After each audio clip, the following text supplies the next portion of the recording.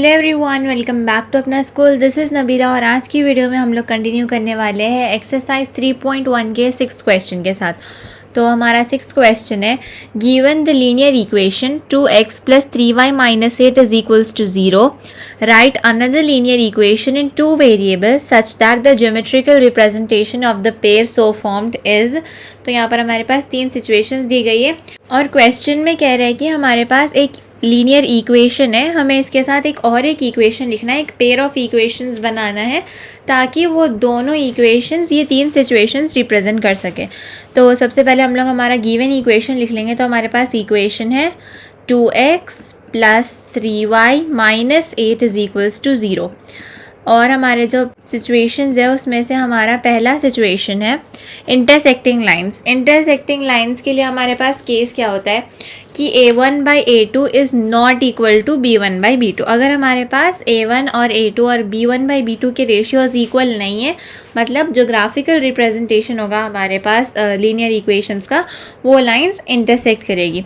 तो अभी ये जो हमारे पास इक्वेशन दी गई है ये किस फॉर्म में है हमारे पास, a1x plus b1y plus c के फॉर्म में है।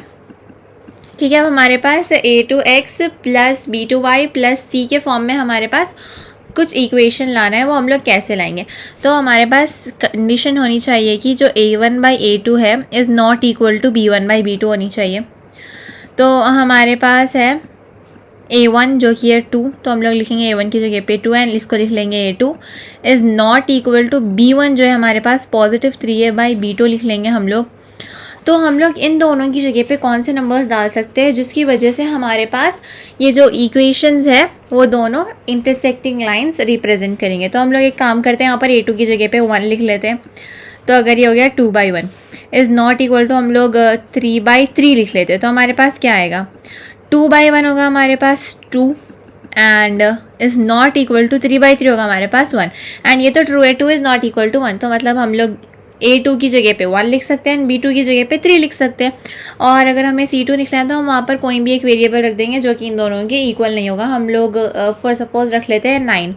तो हम लोग लिख सकते हैं therefore the equation required is, a2 की जगह तो हमने 1 लिखा है, मतलब हम लोग x ले लेंगे, प्लस हमने b2 की जगह लिखा है 3, तो हम लोग ले लेंगे 3y एंड हमने कहा है कि c की जगह पे 9 ले लेंगे, तो चलिए लिख देते हैं माइनस 9 इज इक्वल टू 0। तो जब हम लोग ये जो इक्वेशन है इसके साथ इस इक्वेशन को मिलाएंगे तो हमारे पास आएगा ग्राफ पे इंटरसेक्टिंग लाइंस। तो ये पहली सिचुएशन के लिए हमारे पास इक्वेशन आ गया। अब हम लोग दूसरी सिचुएशन के लिए देखेंगे।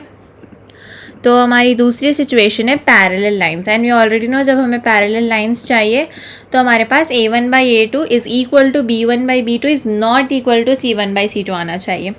तो पहले हमारा इक्वेशन लिख लेंगे 2x plus 3y minus 8 is equal to 0 and हमारे पास सिचुएशन होनी चाहिए a1 by a2 is equal to b1 by b2 is not equal to c1 by c2।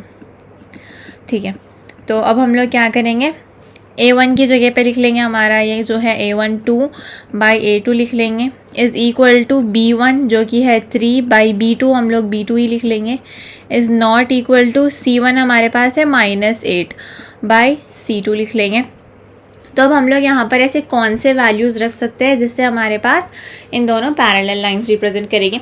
तो हम लोग एक काम करते हैं, जो भी हमारे पास न्यूमरेटर है उससे हम लोग 2 टाइम्स मल्टीप्लाई करके हमारे डिनोमिनेटर में लिख लेंगे। फॉर एग्जांपल 2 टाइम्स 2 होता है हमारे पास 4, तो मतलब a2 की जगह पे 4 आ गया इज इक्वल्स टू 3। 3 टाइम्स 2 होता है हमारे पास 6, तो जब हम लोग इसको कैंसिल करेंगे तो आएगा 1 बाई 2 एंड ये भी आएगा 1 बाई 2। ठीक है, अब ये दोनों तो इक्वल हो गया। अब ये होना चाहिए is not equal to minus 8 by, चलिए फॉर सपोज हम लोग यहाँ पर भी माइनस 9 रख लेते हैं, तो माइनस माइनस कैंसिल हो जाएगा, 8 बाई 9 होगा which is not equal to a1 by a2 and b1 by b2। तो therefore our required equation will be, a2 की जगह पे हमें लिखना है 4, तो ये हो जाएगा 4x एंड b2 की जगह हम लोग लिखेंगे 6, तो ये हो जाएगा प्लस 6y एंड हमें c2 की जगह पे लिखना है माइनस 9।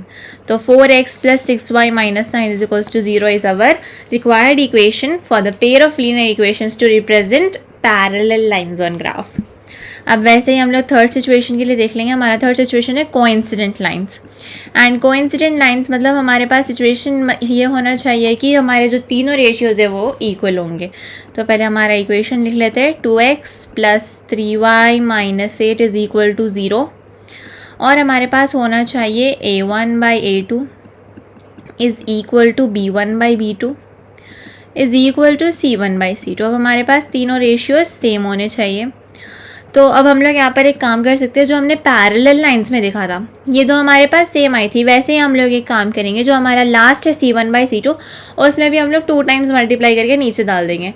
तो हम लोग लिख लेते हैं यहाँ पर 2/a2 लिख लेंगे इज़ इक्वल टू b1 जो कि है 3/b2 लिख लेंगे इज़ इक्वल टू जो हमारा c1 है -8/c2 लिख लेंगे।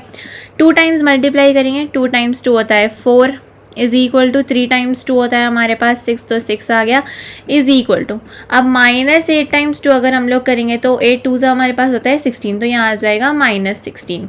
तो 2/4 होता है 1, 3/6 होता है 1/2, 2/4 भी हमारे पास 1/2 होता है। जब कैंसिल करेंगे 3/6 हमारे पास 1/2 होता है। यहाँ पर माइनस माइनस कैंसिल हो जाएगा, 8 times 1 is 8 and 8 times 2 is 16।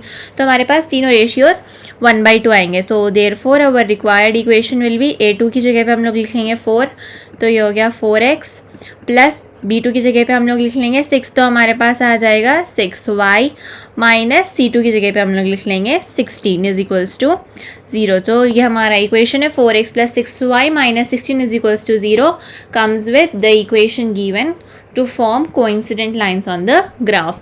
तो हमारे पास तीनों सिचुएशंस के लिए हमने यहाँ पर पेयर ऑफ लीनियर इक्वेशंस बनाकर देख लिया है। आई होप आप लोग को क्लियर होगा। नेक्स्ट क्वेश्चन में मेरी दूसरी वीडियो में कंटिन्यू करूँगी। अगर आपको मेरी वीडियो अच्छी लगी हो, so don't forget to like and don't forget to subscribe to my channel.